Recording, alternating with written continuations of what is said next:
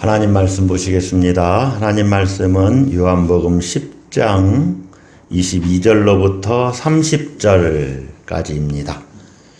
요한복음 10장 22절로부터 30절까지 교독하겠습니다. 예루살렘의 수전절이 이르니 때는 겨울이라.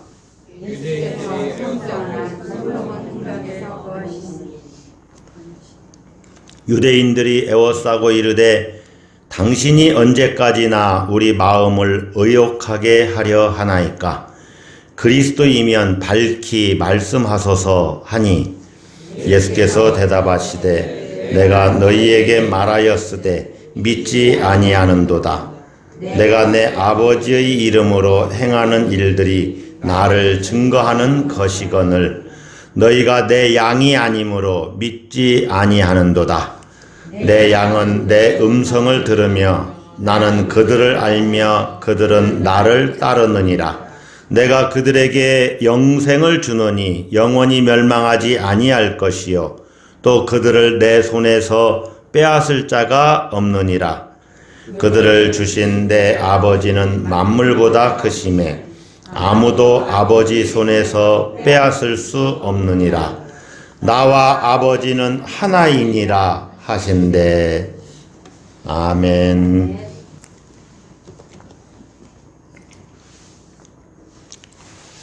저도 가끔 이런 질문을 듣는데, 아니 하나님이 살아계시면 도대체 왜 제대로 잘 살아보겠다고 또 정직하고 성실하게 살아보겠다고 하는데 나에게 이런 고난을 주느냐 하는 것입니다. 또 어떤 분들은 아니 하나님이 살아계시면 왜 악하게 행동하고 악한 일을 저지르는데 그런 사람들은 더 잘 되는 것 같이 보이느냐, 이렇게 저도 가끔 그런 질문을 받습니다. 하나님이 살아계시면 왜 아기들이 장애를 가지고 태어나느냐, 우리가 이해하기 어렵죠. 하나님 살아계시면 많은 크리스찬들도 있었고 정말로 아직도 인생이 창창한데 세월호 참사 같은 일이 왜 일어나느냐, 불의가 여전히 힘을 발휘하는 이 세상에 도대체 하나님은 뭐하고 계시느냐, 이런 질문들을 우리가 가끔 듣습니다. 예수 믿는 사람들이 이 땅에 20억이 넘게 있다는데, 그리고 우리나라에서는 인구의 4분의 1 이상이 예수를 믿는다고 하는데 도대체 예수님이 그리스도 구세주라는 그런 어떤 증거가 도대체 무엇이 있느냐? 여러분 그런 질문을 받으면 뭐라고 대답하시겠습니까? 교회 다니신다면서요? 네. 예수님이 메시아라고 하는데, 구원자라고 하는데 도대체 그런 증거가 있으면 한번 얘기해 보세요. 여러분 뭐라고 대답하시겠어요? 유대인들이 그렇게 질문한다는 거예요. 당신들이 믿고 있는 예수가 그리스도라면서요. 네, 그런데요. 그럼 증거를 한번 대보세요. 예수가 그리스도라고 믿고 고백하는 많은 그리스도인들이 있는데 예수가 이 세상에 온 이후로 세상에 도대체 달라진 것이 뭐가 있습니까? 달라진 것이 없지 않습니까? 여전히 불의가 횡행하고 죄악이 관영하고 정의를 찾아보기 어려운 그러한 세상이지 않습니까? 여러분, 이런 질문에는 국가나 개인이나 다 마찬가지입니다. 국가적으로도 정의를 찾기 어렵습니다. 국가의 이익이 되면은 옆에 나라 계속 침범하는 거예요. 전쟁을 일으키고 그 땅에 있는 좋은 것들을 빼앗아서 자기 나라 것으로 삼아요. 지금도 여전히 그러한 일이 횡행합니다. 일어나고 있어요. 개인도 마찬가지예요. 여러분 한번 생각을 해보세요. 여러분이 예수 믿고 난 이후로 10년 믿었습니다. 20년 믿었습니다. 30년 믿었습니다. 그러면 그 믿기 전, 10년 전, 20년 전보다 어떤 면에서 그렇게 정의로워지셨습니까? 얼마나 더 정직해지셨습니까? 얼마나 더 이렇게 성실하고 거짓이 없고 정말 진실된 삶을 살아가고 있습니까? 크게 그렇게 달라지지 않았을 수도 있습니다. 그렇다면은 예수 믿는 증거가 뭡니까? 라는 질문을 받았을 때 우리가 무슨 대답을 할 수가 있겠습니까? 예수님 당시 많은 유대인들이 도대체 예수님이 메시아인지, 메시아는 번역하면 그리스도요, 그리스도를 번역하면 뭐예요?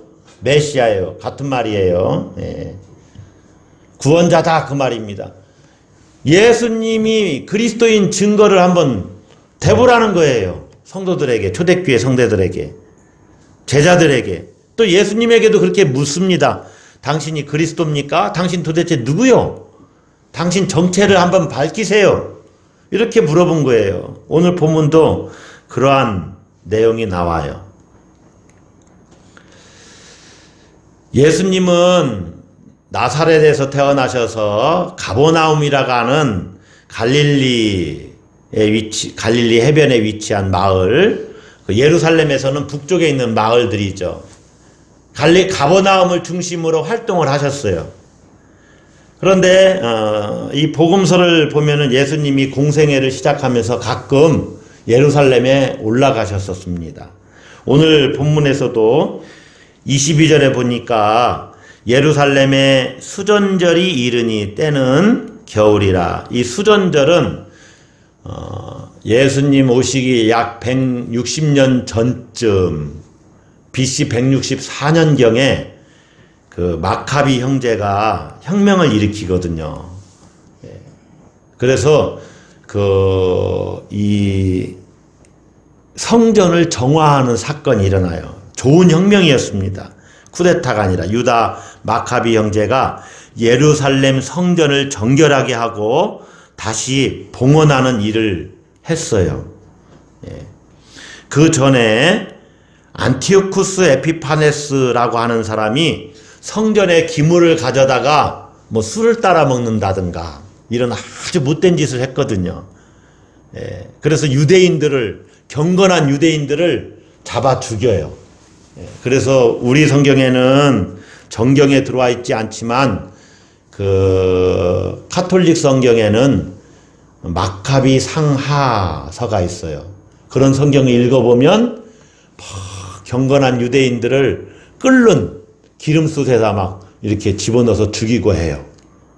그러면서 유대 묵시문학이 나옵니다. 반드시 하나님이 그들을 부활시킬 것이다. 의인을 부활시키고 악인을 심판의 부활로 부활시켜서 심판하실 것이다. 그러면서 이제 부활 사상이 나오는데, 그래서 그때 당시부터 묵시문학이 나오는 거예요. 그래서 구약의 묵시문학은 다니엘서, 그 다음에 예수님 당시도 묵시문학이 있었는데 이제 예수님 이후로 신약의 요한계시록 이런 책들이 나오게 되는 것이죠. 이 수전절은 이 마카비 형제가 성전을 정화하고 봉헌했던 것을 기념하는 절기입니다. 그때 예수님이 이제 예루살렘에 가셔서 성전 안을 돌아다니시는데 솔로몬 행각에서 거니셨다. 그런데 유대인들이 나와서 예수님에게 질문을 해요. 당신 도대체 누구냐 하는 겁니다. 우리가 성경대로 읽어보면 24절을 보세요. 유대인들이 애워싸고 이르되 당신이 언제까지나 우리 마음을 의혹하게 하려 하나이까. 다 같이 있습니다. 그리스도이면 밝히 말씀하소서. 당신이 그리스도이면 당신 입으로 한번 얘기 좀 해달라 하는 겁니다. 정체를 밝혀라 하는 거예요. 아이덴티티, 정체성. 이것은 복음서에서도 가끔 이렇게 질문되어졌던 내용입니다. 예수, 당신 누구냐 하는 거예요. 세례 요한이 이제 자기가 감옥에 갇혔는데 예수님에게 제자들을 보내서 당신이 그리스도이면 밝히 이야기를 좀 해주십시오 라고 질문하죠. 그래서 성경대로 표현하면 오실 그이가 당신이오니까 우리가 다른 일을 기다리오리까. 세례 요한이 자기의 죽음을 앞두고 그분이 정말로 성경이 예언한 메시아인지 확인하고 싶었던 거예요. 예. 또 예수님이 제자들에게도 질문합니다. 사람들이 인자를 누구라고 하느냐? 뭐 쭉 얘기를 하죠. 엘리야가 왔다고 또 합니다. 예레미야나 선지자 중에 하나라고 합니다. 뭐 여러 가지 얘기를 하는데, 그러면 너희는 나를 누구라고 하느냐? 이게 정체성이라는 거예요. 정체성. 여러분, 성경을 읽을 때 이 정체성을 항상 기억해야 돼요. 예. 우리에 대한 정체성, 너는 누구냐? 예수님에 대한 정체성은 예수님은 누구신가? 당신이 그리스도이시면 밝히 좀 얘기 좀 해보세요 하는 겁니다. 유대인들은 지금 메시아를 기다리고 있거든요. 구약에서도 계속 메시아 사상이 있습니다. 이사야서나 또 여러 성경에서 메시아가 오실 것이다. 메시아가 오실 것이다. 그래서 유대인들은 메시아를 기다리고 있어요. 지금 우리가 읽은 이 본문, 이 역사적인 배경이 뭡니까? 로마가 유대 나라를 다스리고 있잖아요. 그러니까 얼마나 힘든 인생을 살아가요. 예. 우리나라도 여러분, 우리나라 문화를 말살시키려고 우리나라 문화를 말살시키는 것 중에 가장 좋은 것은 이 나라의 말을 없애는 것이다. 그래서 우리나라에 일본이 들어와가지고 그 문화 말살 정책을 펴면서 우리나라 말을 못하게 한 거예요. 다 그래서 이름을 개명하고 일본 이름으로, 예. 학교에서 우리나라 말을 못 쓰게 하고 애들이 우리나라 말을 못 쓰게 하고, 예. 얼마나 우리나라도 힘들었어요. 예. 이 식민지 생활을 한다는 것은 힘듭니다. 지금 유대나라도 마찬가지예요. 유대나라는요, 그 나라도 고난을 엄청나게 많이 받았어요. 주변의 제국으로부터 계속 공격받고, 그리고 또 나라가 망하기도 하고, 포로로 끌려가고. 우리가 알다시피 기원전 587년에는 바벨론에 의해서 예루살렘이 함락되고 나라가 완전히 망했어요. 북이스라엘은 벌써 오래전에 주전 722년에 망했고, 남유다는 조금 더 버티다가 주전 587년에 망했어요. 그래서 바벨론 땅까지 포로로 끌려갔어요. 그렇게 몇십 년, 몇백 년을 지내고, 포로에서 귀한 데서도 나라를 회복하지 못했잖아요. 그렇게 몇백 년을 지내고 이제 로마의 핍박을 받으며 나라가 지배받고 있는 겁니다. 유대인들은 이런 폭력적이고 무자비한 제국의 속수무책으로 당하고 있는 거예요. 그런데 유대인들에게는 그나마 믿음이 있습니다.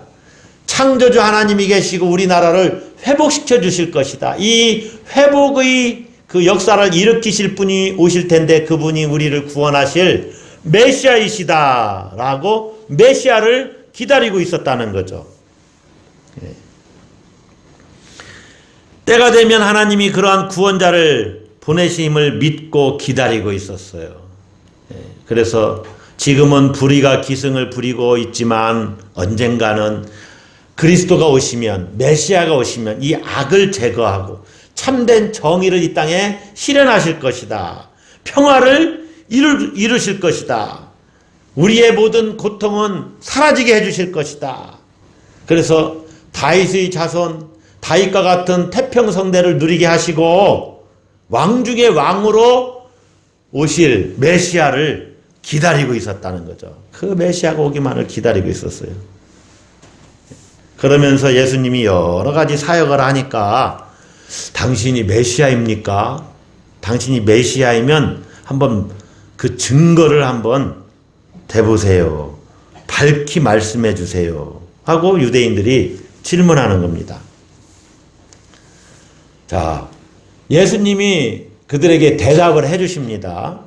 예, 대답을 해 주시는데 이 대답을 듣고서 31절에 보면 유대인들이 다시 돌을 들어 치려하거늘 하는 말씀이 나와요. 우리가 읽진 않았지만 아니 예수님의 대답을 듣고 예수님을 돌로 치려고 했다는 거예요.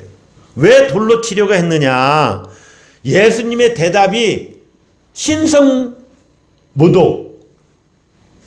여겨진 거죠. 아, 이 신성모독죄를 짓는 놈이구만 하면서 예수님을 돌로 들어서 죽이려고 했던 것입니다.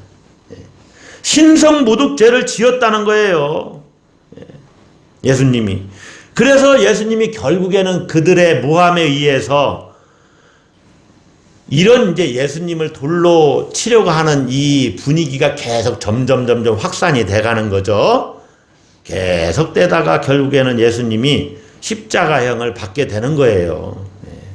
그러니까 유대인들이 예수님의 말씀을 듣고 이건 신성모독죄다. 어떻게 자기를 하나님의 아들이라고 그러고 하나님과 동등된 자라고 그렇게 말할 수 있느냐 하면서 예수님을 죽이게 되는 겁니다. 여러분, 유대인들이 몰상식하거나 폭력적이어서 그런 것이다 이렇게 생각하면 안 됩니다.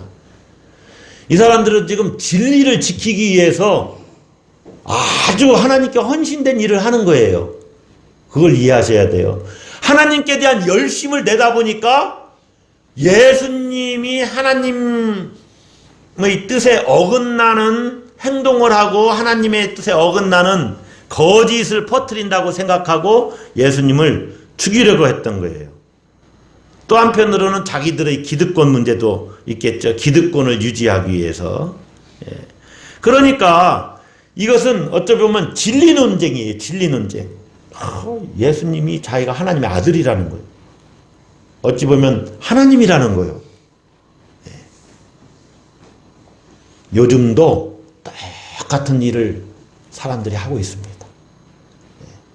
그래서 기독교를 X독교, 앞자는 개자로 시작해요. 예수님에게 돌을 던지는 거예요. 우리도 그럴 수 있어요. 우리도 가끔은 돌을 들었다 놨다 할 수가 있어요. 예수님께.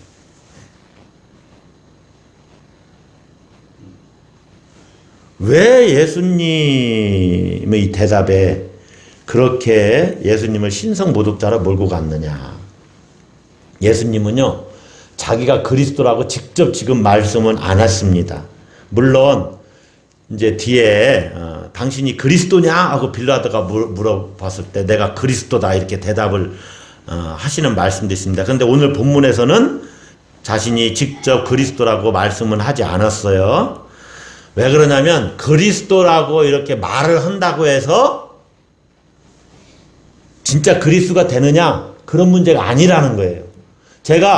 여러분 제가 대한민국의 대통령입니다. 이렇게 얘기를 한다고 해서 내가 대통령이 되는 것이 아니요. 문재인 대통령은 자기가 어디를 다니면서 내가 대통령입니다. 얘기를 안 해도 그는 뭐예요? 대통령이에요. 말을 안 해도 돼요. 예. 그래서 그리스도인지 구원자인지는 자기의 말로 확인되는 게 아니에요. 그래서 예수님은 간접적으로 이렇게 말씀을 하십니다. 25절을 보세요.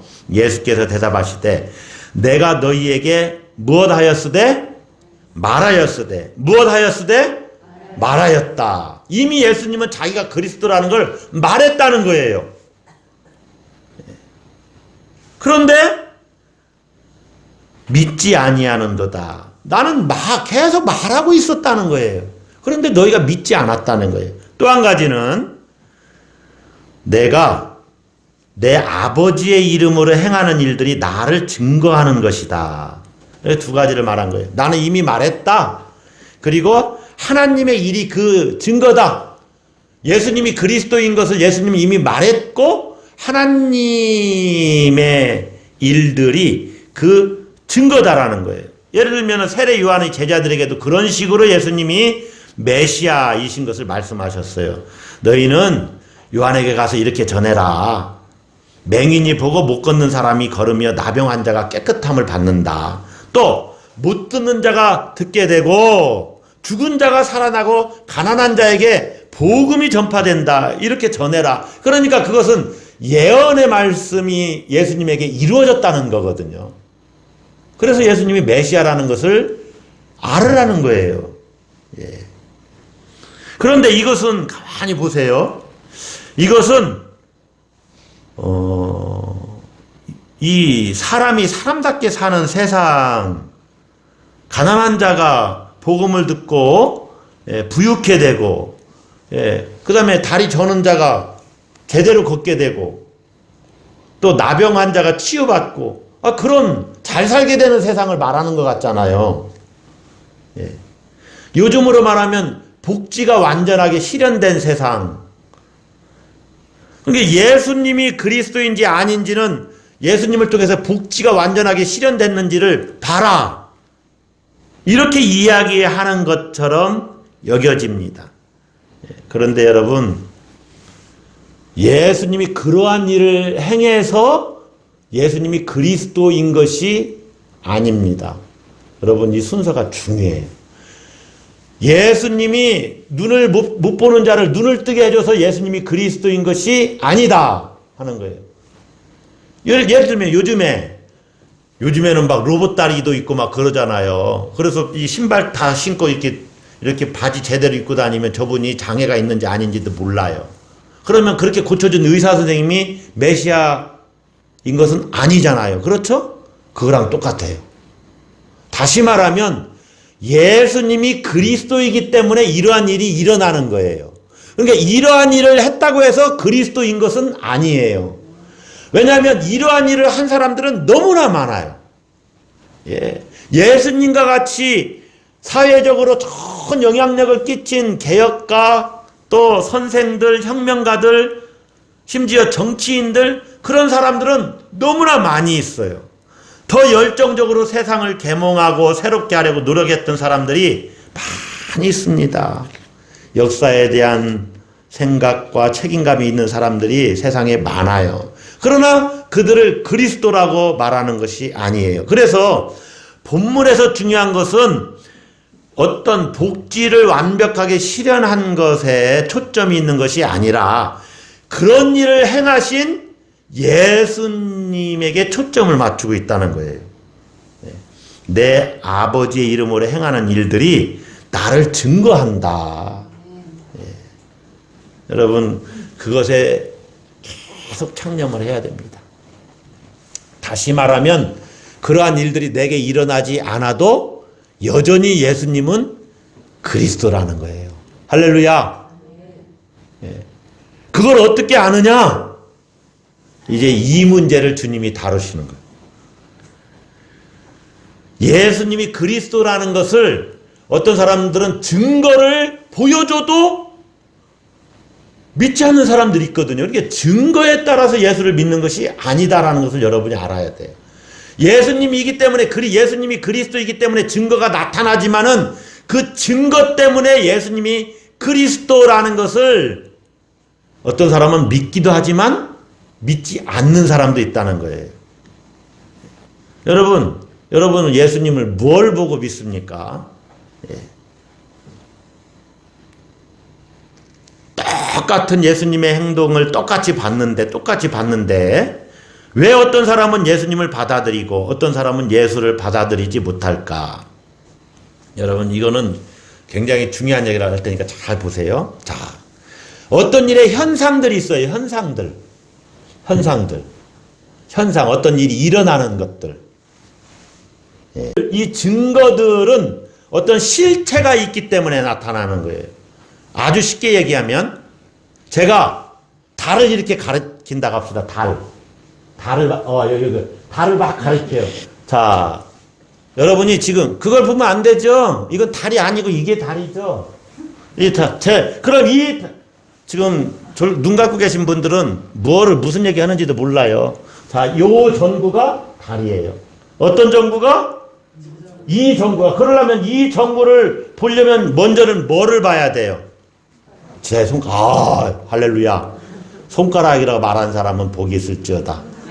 손가락이라고 말하려고 했던 사람도 복이 있을지어다. 자, 보세요. 이 전구가 달이에요. 이거는 어떤 스님이 그런 얘기를 한 거예요. 달을 보려면 달을 봐야지 왜 손가락을 보노. 그런데요, 중요한 게 있습니다. 달을 가리키는 손가락을 먼저 봐야 달을 볼 수가 있어요. 저 달을 보세요. 그러면 사람들이 달이 어디 있는데요? 아니 저쪽에 있잖아요. 저쪽에. 그러면 손가락을 먼저 봐야 돼요. 그러나 손가락은 달이 아닙니다. 우리 이 전구가 많이 켜져 있지만 전구라고 해서 다 달이 아니고, 제가 가리킨 이 전구만이 달인 것처럼 이 전구를 보려면 손가락을 먼저 봐야 돼요. 그러니까 제 손가락은 어떤 증거의 현상이라면 실체가 있다는 거예요. 실체. 다시 말하면 이렇게 할 수 있어요. 저는 가끔 속을 때 있어요. 경찰하고 똑같아요. 근데 가까이서 보면 경찰복을 입었는데 모범 뭐예요? 택시? 모범 택시인가 그런 옷을 딱 입고 경찰복하고 똑같은 옷을, 경찰이 아니었던 거예요. 그러니까 교통 정리를 하고 있는 증거들이 있는데 그렇다고 해서 그분이 경찰관인 건 아니에요. 그러나 경찰관은 교통 정리를 할 수는 있어요. 실체가 따로 있다는 겁니다. 실체. 여러분이 이 실체에 집중을 해야 해요. 실체. 왜 어떤 사람은 예수님을 받아들이고 왜 어떤 사람은 예수를 받아들이지 못하느냐. 이제 이런 현상들은 일어났죠. 다리 저는 자가 온전케 됐어요. 앞을 못 보는 자가 온전케 됐어요. 이런 일들은 선지자들도 그런 일들을 일으킨 사람들이 많이 있잖아요. 죽은 자도 살리신 사람들도 있고 제자들도 마찬가지고. 그렇다고 해서 그들이 메시아는 아니죠. 메시아는 우리는 예수 그리스도가 메시아. 그런데 어떤 사람은 이걸 받아들이고 어떤 사람은 왜 못 받아들이냐. 자, 26절을 보세요. 같이 읽습니다. 너희가 내 양이 아니므로 믿지 아니하는도다. 이것이 중요한 말씀입니다. 예수님의 양이 아니기 때문에, 예수님의 양이 아니기 때문에 예수님을 믿지 않는 거예요. 양은 목자의 음성을 알아듣고 자기 운명을 목자에게 맡기는 존재입니다. 양과 목자의 비유는 그런 관계를 이야기해요. 예수님이 내 양이라고 말했을 때는 그 예수님과 예수님을 따르는 자들 간의 아주 긴밀한 관계를 이야기하는 겁니다. 전적인 신뢰 관계를 이야기해요. 예수님도 양을 위해서 목숨을 내어 던지는 것이고 내어 주는 것이고 양들도 그 예수님께 목숨을 걸어요. 이 내 양이라는 표현이 그런 것입니다. 내 양이 아니기 때문에 믿지 않는다는 거예요. 다시 말하면 믿는 자는 예수님이 목자인 것을 알아요. 여러분, 우리가 예수는 그리스도다. 오늘 설교 제목이 그렇습니다. 당신이 그리스도이면 밝히 말씀하소서라고 그리스도에 대한 증거를 찾을 것이 아니라 이들은 예수님의 양이 되는 것이 더 중요했다는 것입니다. 할렐루야. 여러분이 예수님 정말 구세주세요? 저에게 그 증거를 보여주세요. 이게 중요한 것이 아니라 주님이 내게 생명을 주시는 나의 목자이신 것을 내가 믿습니다. 주님에게 생명이 있음을 나는 믿습니다. 이렇게 양이 되는 관계가 더 중요하다는 거예요. 목자와 양의 관계처럼 긴밀한 관계를 맺는 것은 어떻게 가능할까? 참 이것이 어려운 겁니다, 여러분. 예수님과 어떻게 긴밀한 관계에 들어갈 수 있을까? 이것이 참 어려운 문제예요. 이게 숙제입니다, 숙제. 1차적으로 교회 생활을 열심히 하세요. 신앙 생활을 열심히 하세요. 이렇게 대답할 수가 있지만 그것을 또 형식주의에 빠져버리면 또 안 되잖아요. 그래서 이게 어려운 거예요. 그런데 그 목자와 양의 관계를 긴밀하게 들어가는 것이 뭘까?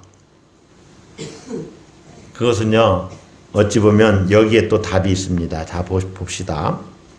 28절 보세요. 내가 그들에게 영생을 주노니 영원히 멸망하지 아니할 것이요 또 그들을 내 손에서 빼앗을 자가 없느니라. 영생의 문제를 가지고 예수님과 나와의 관계를 풀어내면 됩니다. 여러분, 여러분이 예수님의 양입니까? 아멘. 아멘. 아멘. 네? 여러분이 예수님의 양이라는, 그래서 내가 주님은 나의 목자이십니다. 나는 주님의 양입니다. 이 증거를 여러분이 이렇게 생각하시면 돼요. 나는요, 예수로 말미암아 영생이 있습니다. 이렇게 고백하는 분들은 예수님의 양이요, 그 영생을 빼앗길 수가 없어요. 할렐루야. 네. 여러분에게 한번 물어보세요. 나는 정말로 생명이 있느냐? 이것은 장차 천국에 들어간다는 확신이고 하나님의 백성이 됐다는 확신이고 내가 죄 사함을 받았다는 확신이 있느냐, 그 말이에요. 그걸 질문해 봐야 돼요. 나는 예수 믿고 정말 죄 용서를 받았는가? 이 확신이 있으면 여러분은 예수님의 양이 된 겁니다. 더 물을 것이, 그러면 이제 예수님을 잘 따라가기만 하면 돼요. 졸졸졸졸 예수님을 따라가면 돼요. 왜냐하면 내 양인지 아닌지를 알 수 있는 근거가 영생이에요. 영생. 그래서 이 영생, 영원한 생명은 오직 예수 그리스도를 통해서만 주어지는 것이기 때문에 나는 누가 뭐라고 해도 나는 구원받았음을 믿습니다. 나는 죽어도 천국에 가는 사람인 것을 믿습니다. 이렇게 믿는 자는 벌써 그가 영생이 있고 예수님의 양이 됐다는 거죠. 이게 순서가 참 희한한 거예요. 예수님의 양이 되면 영생이 있는데 영생이 있는 자가 양이 된 거예요. 예를 들면은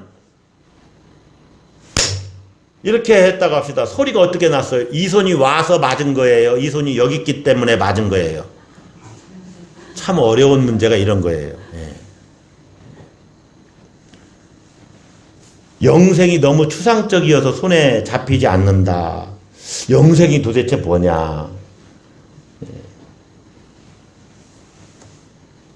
여러분, 그것을 이 시간에는 설명할 시간이 없습니다. 그러나 나는 죄사함을 받았습니다.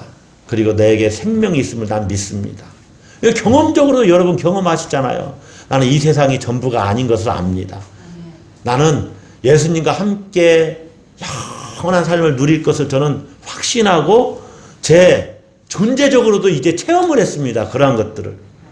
왜냐하면 이 땅의 삶이 너무나 유한한 것을 우리가 깨닫는데 영원한 세상이 있다는 것을 우리가 살아갈수록 더 이렇게 가슴 절절하게 느껴지는 경험들을 많이 하게 되잖아요.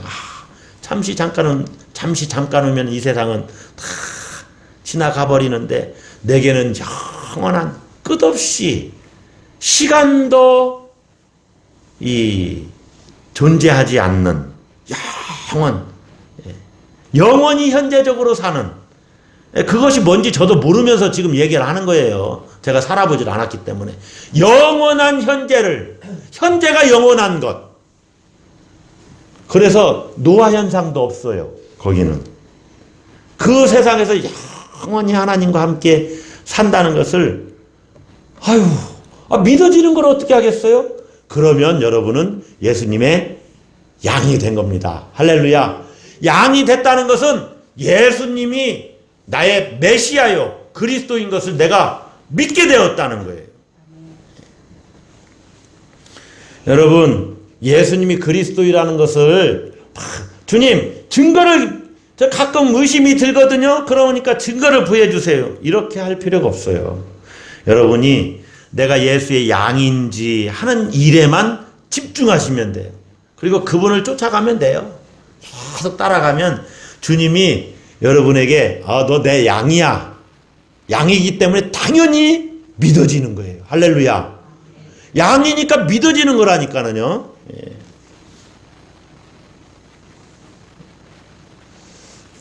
우리에게 자녀들이 있지요. 옆집 사람들이 왜 얘가 나의 자녀인 것을 믿습니까?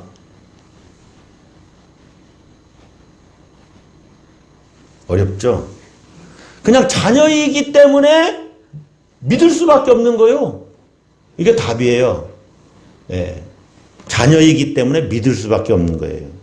뭔가 어딘가 닮았어요. 예. 하다못해 발가락이라도 닮았어요. 여기서 여러분이 발가락이 닮았다는 옛날에 그 어느 단편소설 작가의 글이 생각나서 한번 빵 터지는 웃음을 줬어야 되는데, 양이 목자의 음성을 듣고 따라가듯이 우리가 예수를 그리스도로 경험하고 있느냐, 그것에 집중하는 겁니다. 그래서 예수가 그리스도라는 사실에 대한 증거는 저 밖에 있는 게 아니에요. 내 안에. 주님이 정말 그리스도이시죠. 나의 구원자이시죠. 이걸 내가 체험하게 돼요. 그래서 목자의 음성을 알아듣고 따라가는 양처럼 예수님은 우리가 영생으로, 영원한 생명으로 경험하는 것입니다. 할렐루야.